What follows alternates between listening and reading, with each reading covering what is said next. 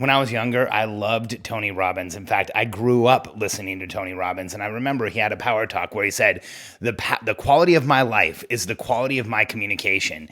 And since then, I've always looked at communication patterns, patterns that people use in speech, things that I say, and how can I improve my communication? Well, today, I want to share with you a massive communication improvement, but one that I actually fought at first.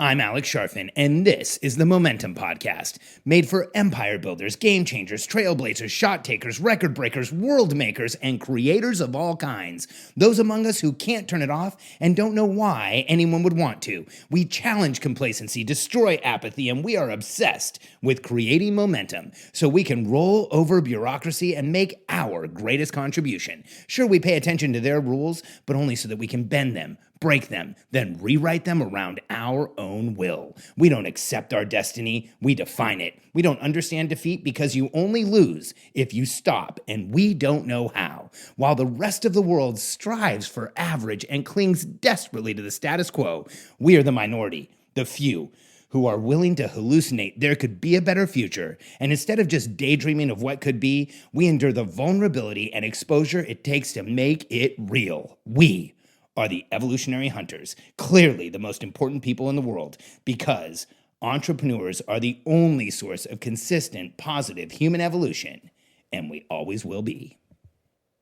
About 10 years ago, I met one of the most intense mentors I ever had in my entire career. His name was Howard Brinton, and he owned a company called Star Power that Katie and I actually ended up working with him, helping him promote his events. He helped us get the CDP off the ground, our first real estate information product. In fact, Howard was one of the people who introduced us to Remax, which became one of the most important business relationships we had in that entire business, but also one of the most intense personal relationships I've ever had with Dave Liniger, the CEO of Remax. And Howard was just one of the greatest communicators I've ever met. People loved him.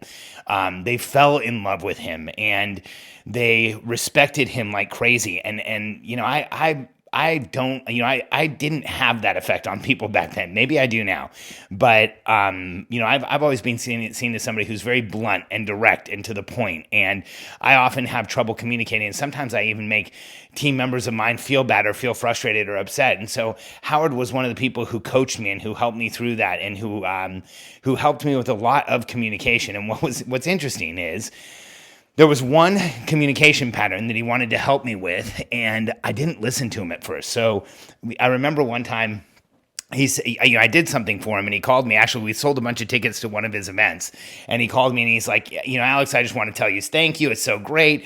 We weren't going to fill to capacity. We were actually going to lose money on the event. You got enough people there that we're actually going to be profitable. And I was like, oh, no problem, Howard. And he said, no problem. Well, I wasn't saying there was a problem. I was saying thank you. And I was like, what is he doing? What's going on right now? And Howard said, Alex, I'm going to challenge you to not say that anymore. And I was like, what do you mean? And he said, nobody knows there's a problem. When you say no problem, you're actually begging the question, like, was there a problem? Is there a problem? It's just not an empowering way to say you're welcome to somebody. He said, I want you to try something. I want you to start saying, it's my pleasure from now on. And I remember when he said that, like, there was something about saying it's my pleasure that I just didn't like. In fact, he didn't let up. He went on and he shared a story. He said, Alex, I want to tell you something. A few years ago, I was at a restaurant and I was watching this girl wait on tables, and we were going to be in town for 2 or 3 days, and I was watching her, and she was saying not a problem, or it's not a problem to people or no problem when they would ask for stuff. And I stopped her and I said, hey, I've got a challenge for you. If for the rest of the day, when somebody asks you for something, say, it's my pleasure instead, and I want you to tell me if your tips are any better. I'm going to come back and I'm going to check in on you, and I want you to tell me if your tips are any better than they normally would be. And Howard was at a conference or something, and so he left the restaurant. He went to his conference. The restaurant was nearby, and Howard was absolutely the type of guy who actually went back to the restaurant. He shared this story with me, and he said he went back, and he talked to the waitress, and she told him that she had been saying, it's my pleasure all day, and it was one of the biggest days of tips that she'd ever had. And Howard said, it's because you're not telling people there's a problem anymore. And I remember when he explained all this to me, I was like, this is so hokey. And what's the difference between saying no problem and my pleasure? Makes me feel kind of weird, because sometimes I'm saying, hey, it wasn't a problem, but it really wasn't my pleasure. And I just couldn't get my head around it. And I really fought against it. But then what happened was I started working with Howard more and more. He was helping us more, and he kept hearing me say no problem. And finally he said, like, hey, you're not listening to me on this. And so there was a day where he came in to talk to my team. And I actually flew him into town. He was an incredible public speaker. And he came in. We had a team of about 30 people. And Howard and I did an interview. In fact, it was one of the most intense things I've ever seen.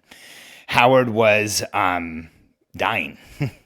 He had bone cancer, and he was having trouble like getting around. That's why Katie and I were doing so much work with him. I was helping him with some stuff and making sure that, he had what he needed to have in order. And he was like literally having trouble getting out of bed, but he flew down to see us. We had a window where he was feeling good.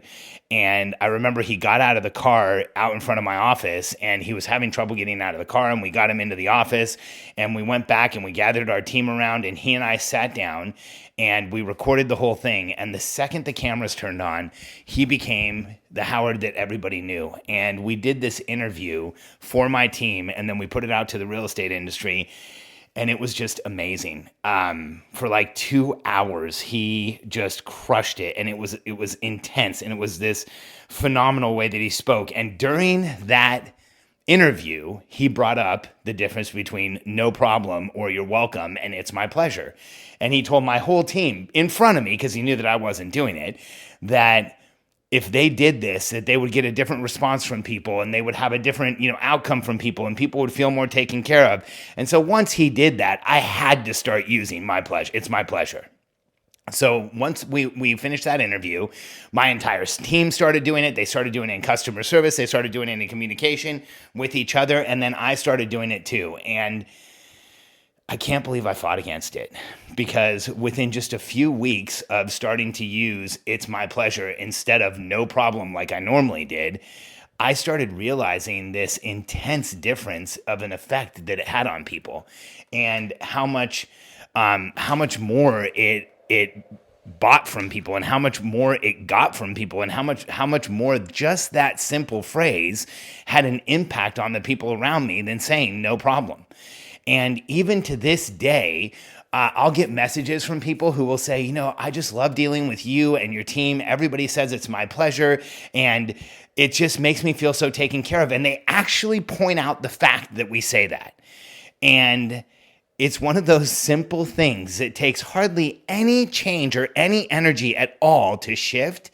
But if you start saying, instead of you're welcome or no problem or you got it, it's my pleasure, you'll be shocked at how quickly the world around you shifts, and how, just like that waitress who had the biggest day of tips, you start seeing positive fallout from this type of conversation. You start seeing the positive effect from saying, it's my pleasure. And so this might be a little tribute to Howard, but it's an important one, because this simple language pattern shift has helped me a tremendous amount in coaching and leading a team and working with other people. And I know it will help you too. So don't say it's not a problem, because there wasn't a problem in the first place. Say it's my pleasure, and you will see people shift, and you'll see the energy of the communication totally change as well. And once I started doing it, I realized there's a huge energetic difference between saying no problem, which is kind of dismissive, and it's my pleasure, which is kind of inclusive, and you'll see the same energetic shift as well. Today, I have a simple request for you. If you're listening to the podcast, do me a favor. Share it with somebody, let them know about it, and hit the subscribe button so that you get notified every time we put out a new episode. Our host, Libsyn, has had some changes. We've seen our download numbers go down. I often share the download numbers here. We were up to 120, 130,000 downloads a month, and we're now aiming, or we think we're going to hit around 70 or 75,000 this month. So we've had a huge, huge shift.